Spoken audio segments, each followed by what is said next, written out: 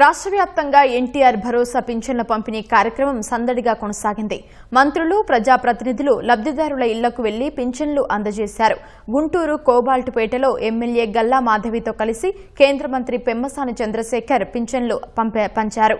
శ్రీకాకుళం జిల్లా కోటబొమ్మాలి మండలం లఖందిడ్డిలో లబ్ధిదారుల ఇంటికి వెళ్లి మంత్రి అచ్చెన్నాయుడు పెన్షన్ డబ్బులు అందజేశారు.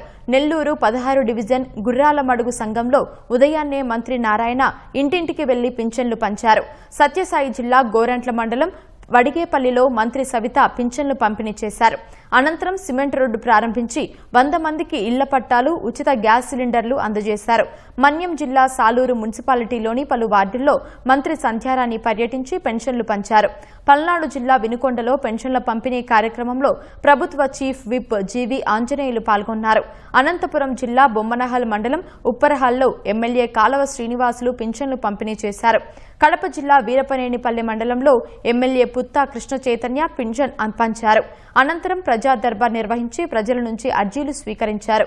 పశ్చిమ గోదావరి జిల్లా ఇరగవరం మండలంలోని ఎమ్మెల్యే ఆరిమిల్లి రాధాకృష్ణ పెన్షన్లు పంచారు.